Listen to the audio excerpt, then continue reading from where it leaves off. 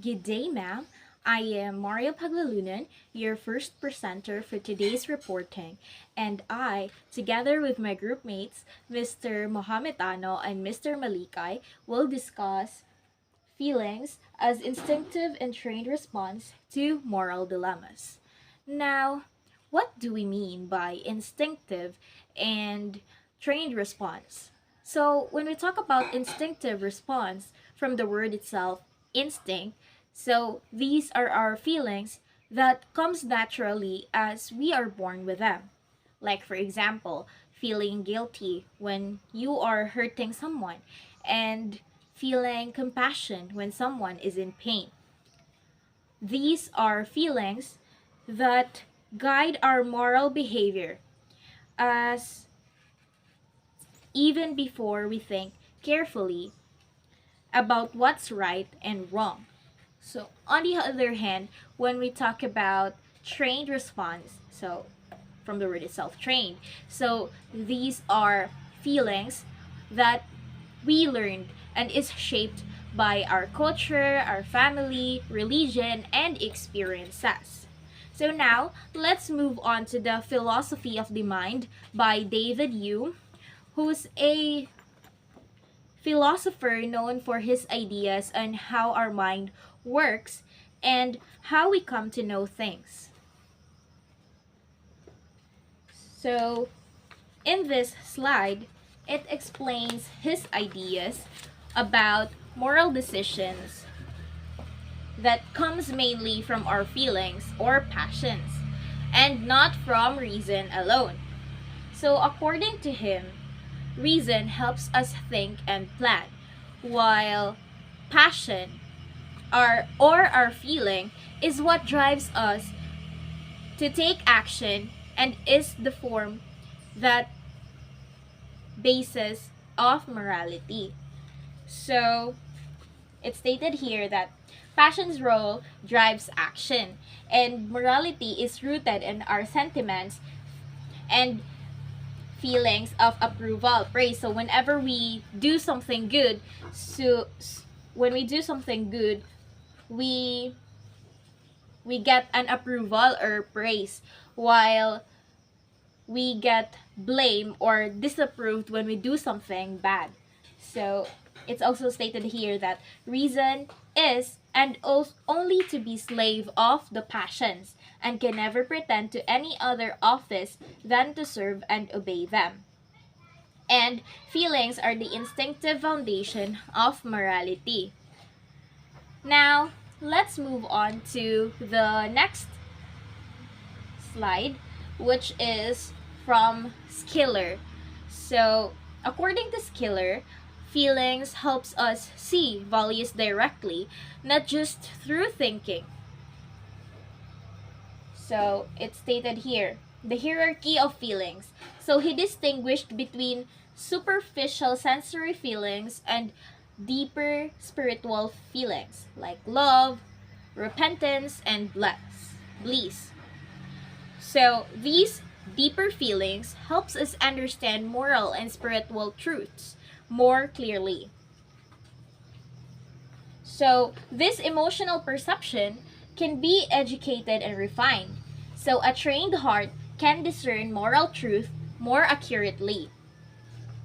So as what I have talked earlier, it's about instinctive response. Now, when it comes to Skiller, it's the trained response. So, according to him, our mind is just like the heart that can be trained. So, according to Skiller, feelings can be trained faculty for profound moral insights. So, feelings can be trained, or what we feel or how the way we respond to a certain situation can be trained based on our surroundings, our experiences, the people around us, and more. So that's it for my slide. And now, for deeper discussion, let me give the floor to Mr. Mohametano to be followed by Mr. Malikay. So, good afternoon, ma'am, or good morning, or what time you have received this video. I hope the video finds you well. So, I am Jinsander Mahumitano and I'm about to report the bridging instinct and training. So for the number 1, the alarm system. So it's instinctive. This emotion, this is an immediate emotional response like shock or empathy that alerts us to the moral significance of a situation. So I just give you one situation. Like the situation is na disgrasya, na nagka-crash, na nag-motor crash, ana. So since ikaw nga naman ka sa setting na sa lugar nga pilitan ka mo lang kung duha, ana. Dili na nimo mahuna-hunaan og di na nimo na mahuna-hunaan kung imo unsay sakto unsay dili. Mukalit lang ka nga murash kay agi say mo concern ba murash na kadritso para tabangan tong atawana na ma-trigger instant, maka-trigger sa atong instant concern. So wala na nato siya giunahuna ni diretso na tag-adto dito para motabang. So mo na siya, it's instinctive. So kani. For the number 2 is the motivational engine. So instinctive and trained. So pwede siya instinctive, pwede po siya trained. So emotions like compassion or indignation provide the drive to act, moving us from judgment to action. So okay, example, feeling compassion for a homeless person motivates someone to offer food for assistance. Kani siya kay this kind emotion kay kana bitong demotivate para buhaton nato. Yeah, something like that. Kanang bitong bago ta muliho kinahanglan pag motivation. Yeah, something like that. For the number 3 is the guide to values. So it is only trained. So through reflection, we learn to interpret our feelings. Is this anger righteous, indignation, or mere pride? This is where training hones instinct. Okay. For the guide to values is this trained. So example, nagkamali ka. Kuan mo ng practice makes you perfect kasi sa practice doon ka nagkakamali kaya nagiging mas marunong ka. At for my example about this is when a person reflects on their anger, kay nasuko siya after an argument, nag-reflect siya kung sakto ba yung feelings ka napagawa. So a person reflects on their anger after an argument and realizes it comes from a pride, not justice. So helping them respond more wisely next time. So naka-learn siya sa ang emotion nga gipagawas. For the next slide is the from data to wisdom, the utility of emotion. So number 1 is the speed and relevance. So the speed and relevance. Ay, nawals. I'm very sorry. Okay. So, okay, for the speed and relevance, emotions provide rapid and crucial information in complex situation where pure logic would be too slow. So, kani siya, when, parehara gyapon na ako ng example lang ma. So, when a driver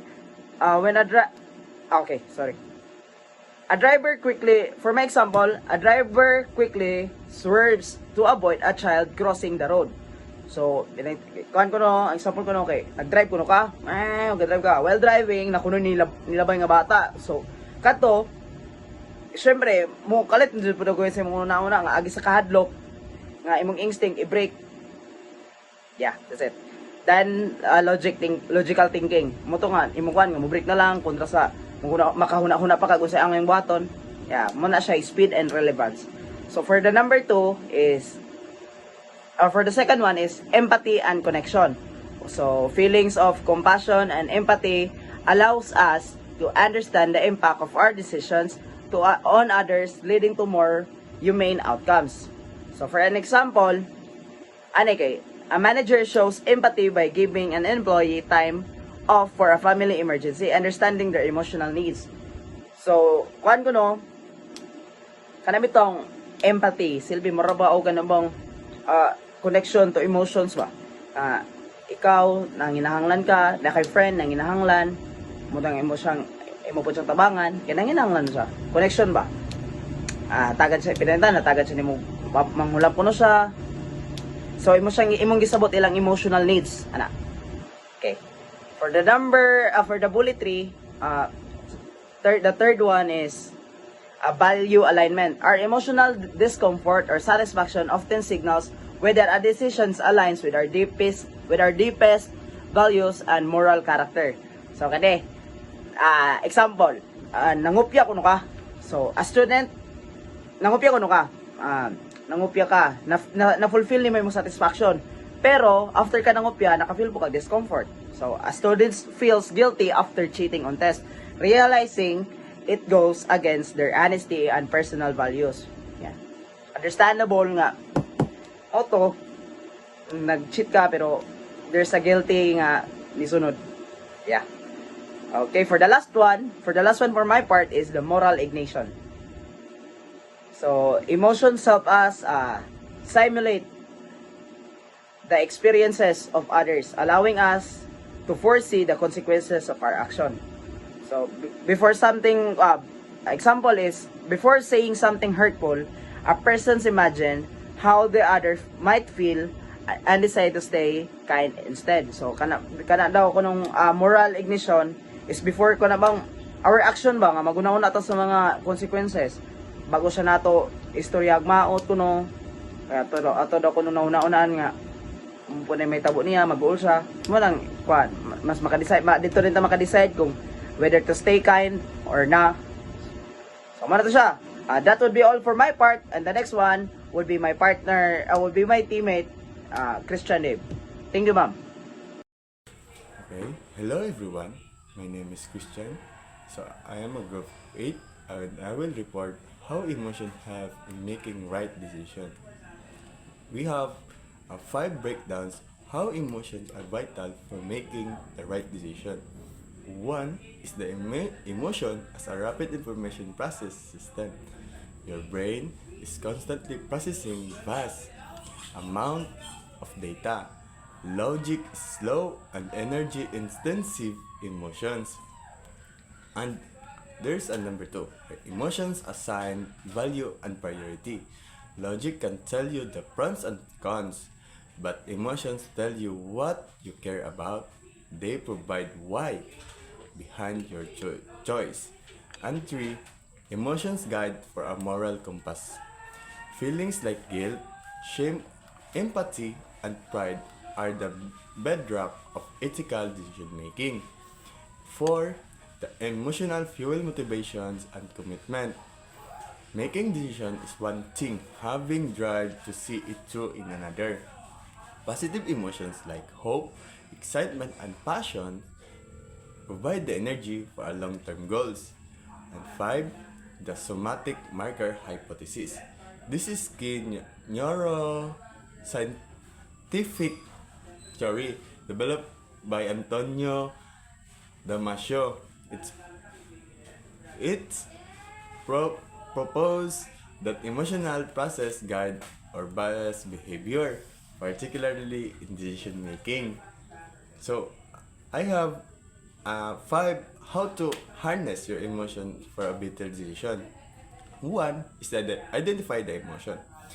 Name what you're feeling. You're angry, scared, hopeful, or jealous. Just labeling it creates distance and reduce its raw power. 2.